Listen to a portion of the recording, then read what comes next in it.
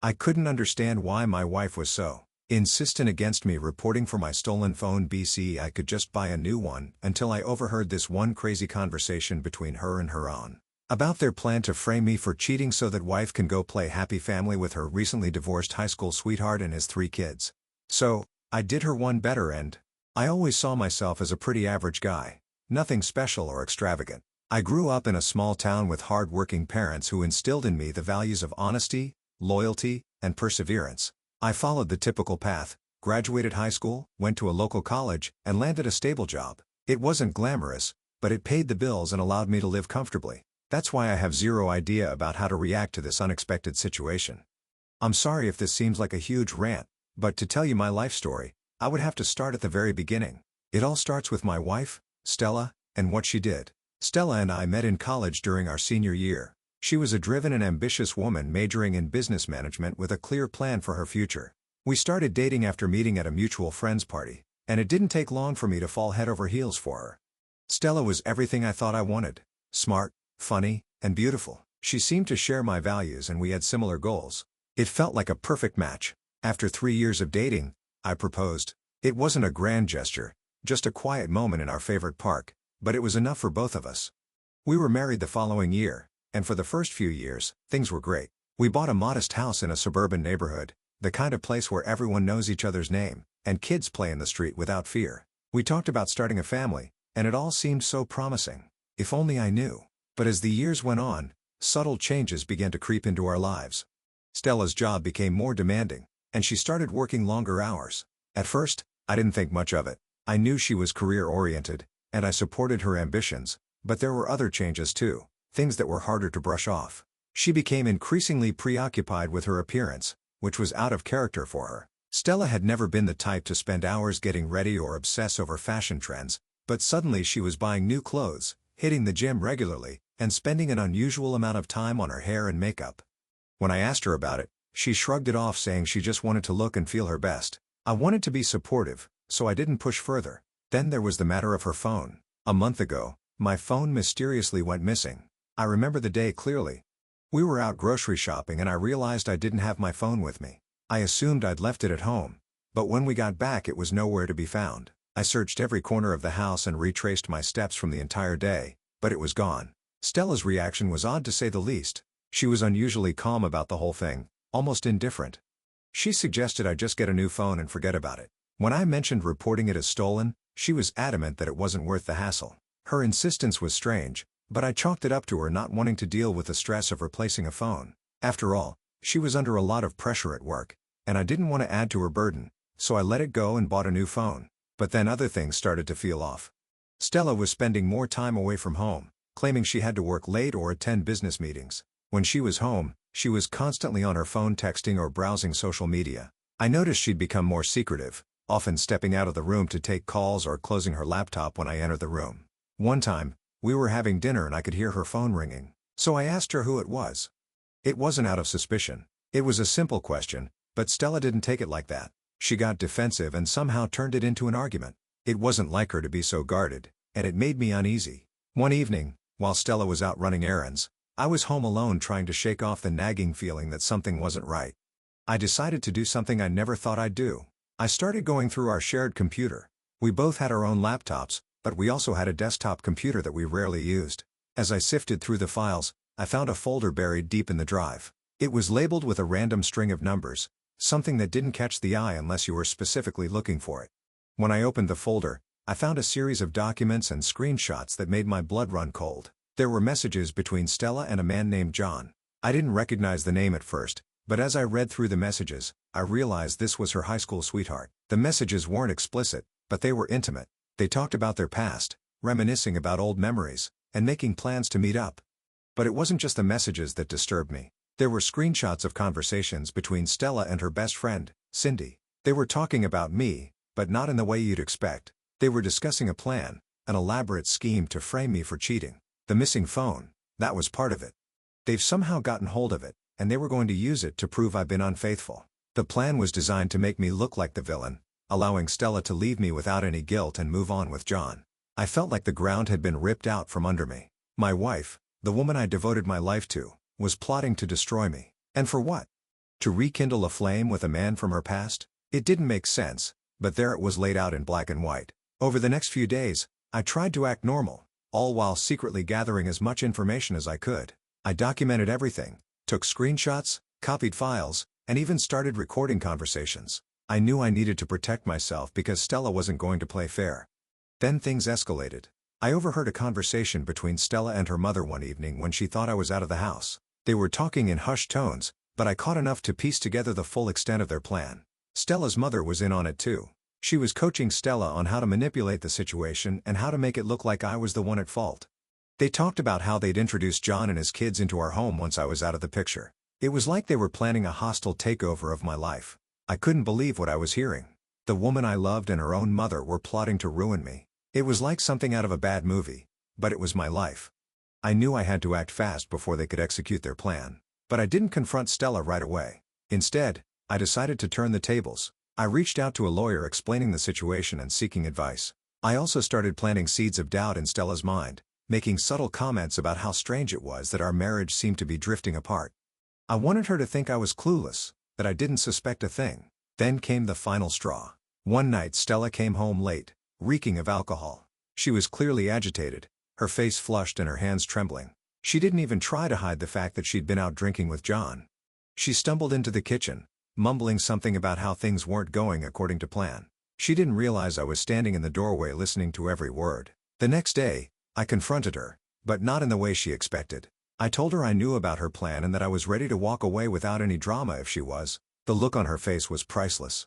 She was stunned, speechless, and for the first time, I saw fear in her eyes. She didn't deny anything, but she didn't apologize either. She just stood there frozen like a deer caught in headlights. We had a long, awkward conversation after that. It was clear that Stella wasn't prepared for things to unravel so quickly.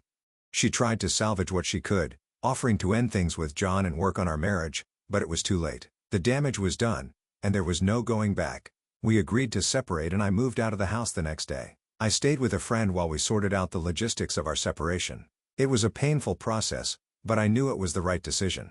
I couldn't stay in a marriage built on lies and deceit. But things weren't as simple as I thought they'd be. A few days after I moved out, Stella reached out to me asking if we could meet to talk. I agreed, thinking she wanted to finalize the details of our separation, but when we met, she dropped a bombshell. She was pregnant.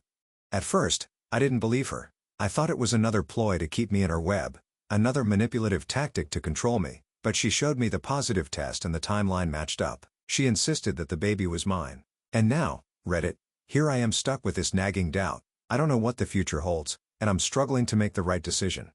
I keep asking myself if I'm being selfish and if I'm letting my hurt and anger cloud my judgment. But at the same time, I can't ignore everything that Stella did, all the lies and manipulation. I know that even if the baby is mine, our relationship will never be the same. So read it. AITA for confronting my wife about her plan and thinking about walking away without trying to save our marriage.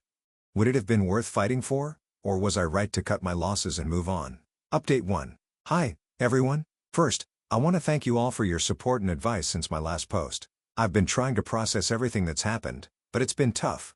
Stella has been relentless in her attempts to contact me, making it impossible for me to think clearly. I moved out and checked into a hotel hoping to get some space, but she hasn't respected that at all. She's been calling nonstop, leaving voicemails, and even showing up at my work unannounced. It's like she's in full panic mode, desperate to reel me back in before I could slip away completely. I told Stella I needed time to think and process everything before making any decisions, but it seemed like she was in full panic mode. She's even enlisted her mother to call me, pleading with me to come back home and fix things.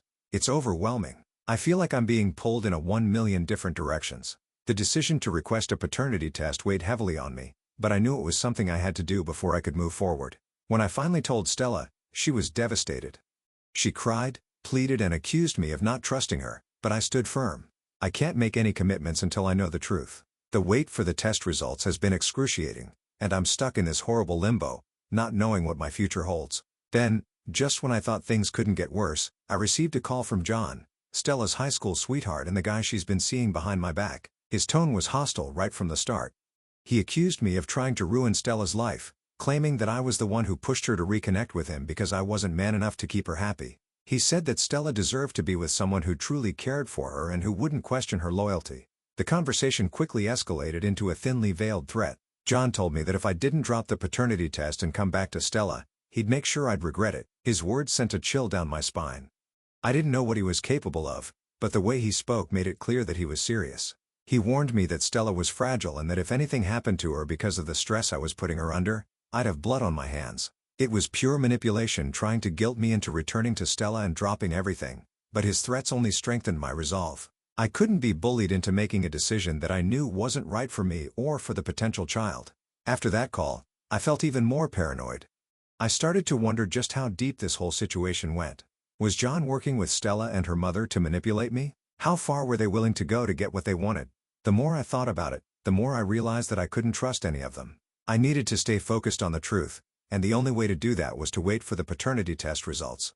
The next day, I got a call from the clinic where the paternity test was being processed. They told me the results would be ready sooner than expected, which was both for relief and a new source of anxiety. I didn't know what to hope for. Part of me wanted the child to be mine, but another part feared what that would mean for my future. If the baby was mine, I'd be tied to Stella forever, and I wasn't sure I could handle that after everything that had happened. While waiting for the results, I started going over everything that had happened in the past few months, trying to piece together the truth. I thought about the way Stella had become more distant, the strange phone calls she'd take in the other room and the odd excuses for why she had to stay late at work. At the time, I didn't think much of it. Everyone has periods of stress or busyness, but now it all seems so clear. She'd been planning this for a long time, and I was just too blind to see it.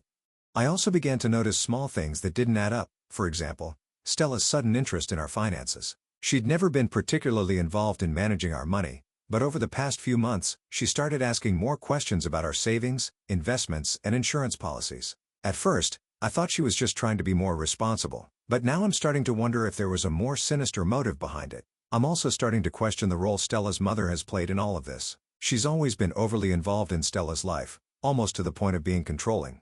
Looking back, I can see how she's been subtly influencing Stella's decisions, pushing her towards this relationship with John and away from me. It makes me wonder if this was her plan all along, to break up our marriage and push Stella into the arms of someone she deemed more suitable. As I wait for the paternity test results, I can't help but feel like I'm living in some kind of nightmare. Everything I thought I knew about my life, my marriage, and my future has been turned upside down. I feel like I'm constantly looking over my shoulder, wondering who's watching me, who's plotting against me, and what their next move will be. I'll update you all as soon as I have the paternity test results. For now, I'm just trying to keep my head above water and figure out what my next steps should be. Thanks again for all your support. I couldn't get through this without you. Update 2. Hi, everyone. Things have been very chaotic, and I knew I needed something to make sense of it all. After the call from John and the tension of waiting for the paternity test results, I realized there was one person I hadn't considered in all of this. Cindy, Stella's best friend. I'd always known that Cindy and Stella were close, practically inseparable, but I hadn't thought much about her role in all of this until now. The last time when I came across a few old text messages between Stella and Cindy, I had transferred some of them to my phone. But now with everything going on, those messages took on a whole new meaning. They weren't just casual chats between friends. There was something deeper, something more sinister hidden in those exchanges. It was clear Cindy had known about John all along, and not just known, but actively encouraged and facilitated their relationship. I knew Cindy wasn't just a bystander in this mess. She was an active participant. And the only way I could prove that it wasn't some innocent mistake was by getting her best friend word. She had played a big part in making all of this happen, and that made her just as guilty as Stella and John. I knew I had to confront her, but I needed to be smart about it. Cindy is clever, and I couldn't let her slip away without getting the full story. I decided to reach out to her and let her know that I knew everything about her involvement. I figured if I backed her into a corner, she might just tell me how it all began. When I called Cindy, I somehow kept my voice steady, masking the anger boiling inside me. I told her we needed to talk, and to my surprise, she agreed to meet up right away. We met at a small cafe on the outskirts of town, a place we both knew but rarely visited. It felt safer there, away from prying eyes. As soon as we sat down, I didn't waste any time. I looked her straight in the eyes and told her I knew about John, about the affair, and about her role in all of it. Cindy's face paled. For a moment, she looked like she was about to deny everything. But then she seemed to realize that there was no point. I had already caught her, and the only way out was through the truth. At least, that's what I was counting on. She took a deep breath and began to talk, her voice shaky at first, but growing steadier as she went on. According to Cindy, it all started innocently enough. John and Stella had reconnected on social media. Stella had been feeling down, complaining to Cindy about how our marriage had lost its spark, how she felt unappreciated and stuck in a rut. Cindy, instead of encouraging Stella to work on our marriage, suggested that she reach out to old friends, specifically John, who had recently gone through a messy divorce himself. Stella took Cindy's advice and sent John a message. What began as a simple catch-up quickly spiraled into something more. John was charming and attentive, and he made Stella feel like the center of the universe. They started talking more frequently, sharing their frustrations and feelings of loneliness. Cindy admitted that she had encouraged Stella every step of the way, telling her that she deserved to be happy even if it meant finding that happiness with someone else. At first, it was just emotional support, or so Cindy claimed, but things escalated quickly. John began visiting Stella during the day while I was at work, and what had started as emotional support soon turned into a full-blown affair. Cindy was the one who covered for Stella, helping her hide the relationship from me. She even went so far as to arrange a girls' night so Stella could spend time with John without raising my suspicions. Cindy told me that she thought she was helping her friend find happiness, but as she spoke, it became clear that this wasn't just about friendship. Cindy had always been the type to meddle in other people's lives, to feel important by being in the middle of things. She also said that she didn't think it would go that far, but let's be honest here. What did you expect when you schemed to separate a couple? The simple truth was that she enjoyed playing puppet master, and Stella's situation gave her the perfect opportunity to do just that. She pushed Stella towards John, reassured her when she had doubts, and kept her on track even when Stella started to feel guilty. Cindy admitted that she helped craft the plan. They would stage evidence of my affair and use it as leverage to push me out of the picture. Stella could then be with John openly, and it wouldn't matter if the baby was mine or John's because I would be the villain in the story. Stella and John could live their lives together without any complications. Cindy's role was to keep Stella calm, to help her stick to the story and to make sure everything went according to plan. As Cindy spoke, I felt a cold anger settle in my chest. This wasn't just a case of a friend helping another friend make bad decisions. This was a calculated, deliberate attempt to destroy my life. Cindy had played a significant role in manipulating Stella, pushing her towards John and then actively participating in the scheme to frame me. I couldn't believe how deep this betrayal went, and it made me question everything I thought I knew about the people closest to me. When Cindy finished her story, she looked at me with a mix of guilt and fear. She knew she'd crossed a line, and now she was trying to backtrack. She started pleading with me, repeating that she never meant for things to go this far. She claimed she was only trying to help Stella find happiness and that she didn't realize how much it would hurt me. And then, just like Stella and her mother had done, she resorted to emotional blackmail. Cindy started crying, telling me that all of this stress would be too much for Stella to handle, especially now that she was pregnant. She warned me that if I continued down this path, it could take a toll on the baby. She begged me to consider the child's well-being and to think about the impact all of this was having on Stella's mental health. It was the same manipulative tactics I'd seen from Stella and her mother, and it made me sick. I sat there listening to Cindy's pleas, feeling a mix of disgust and sadness. These people had played with my life like it was some kind of game, and now they were trying to guilt me into backing down, but I couldn't let them win. I couldn't let them manipulate me any longer. The damage they had done was too great, and I wasn't going to be swayed by their crocodile tears. I told Cindy that I wasn't going to drop the paternity test and I needed to know the truth before I could make any decisions. She tried to argue, but I cut her off and told her that her involvement in all of this had shattered any trust I had in her and that I didn't want to hear from her again. I left the cafe feeling a strange sense of relief. I finally had the full story, or at least as much of it as I could stomach, and now I knew exactly who I was dealing with. As I walked away, I couldn't help but feel a sense of finality. Cindy's confession had confirmed what I suspected all along, that this wasn't just about an affair. It was about control, manipulation, and the lengths people would go to get what they wanted. I was more determined than ever to see this through to the end, no matter what the paternity test revealed. I'm still waiting for the results and the tension is unbearable. But at least now I know the truth. I'll update you all as soon as I have more information. Thanks for sticking with me through this nightmare. Your support means more than you know. Update 3. Hi, everyone. I'm here with the big reveal that we've all been waiting for. The paternity test results finally came back a day ago, and everything became crystal clear. The moment of truth arrived with a mix of anticipation and dread. Stella, John, and I were all present when the results were disclosed. Surprisingly, John seemed remarkably indifferent about the outcome. It was clear he was staying in the picture regardless of the test results. When the results were announced, it was confirmed. The baby wasn't mine. It was John's. John's reaction was a mix of smug satisfaction and barely contained glee. He practically glowed with pride, a stark contrast to Stella, who sat with her head bowed in a mix of shame and resignation. I could tell she was grappling with the reality that her plan had unraveled completely. Now, with the truth out the open, she could no longer shift the blame onto me. For a brief moment, I felt a wave of relief wash over me. The cloud of uncertainty that had been hanging over my head for weeks had finally lifted. I was no longer trapped in a web of deceit and manipulation. Stella's lies had been exposed, and I was free from the false accusations that had tainted my life. I knew that if the baby had turned out to be mine, I would have still moved forward with a divorce but remained actively involved in the child's life. Despite everything, I couldn't let the child suffer because of their mother's actions. But now, with the results showing that the baby was John's, my path was a bit clearer. I no longer had to weigh the decision of staying or leaving based on the paternity test. The answer had been handed to me on a silver platter. As John shot me smug looks, clearly relishing his victory, I felt a mix of irritation and pity. I wasn't interested in engaging in a confrontation with him or Stella. My focus was on moving forward and reclaiming my life. I wasn't going to let their drama and manipulations control me any longer. I approached Stella quietly, determined to keep my composure. I told her that I would be sending divorce papers soon and that she would need to sign them. I assured her that I would handle all the paperwork and arrangements. Her surprise was evident, but I had already resolved that. Regardless of the paternity result, Stella and I were done.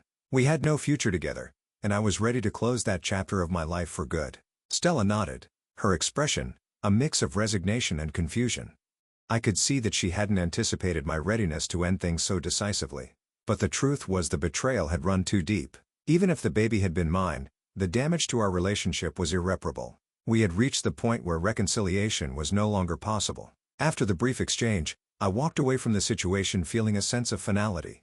I didn't want to discuss anything further. The paternity test results had provided the clarity I needed and I was ready to move on. It felt like a heavy weight had been lifted off my shoulders. The road ahead might be difficult, but at least now I knew exactly where I stood. I want to take a moment to thank all of you for your support and guidance during this tumultuous period.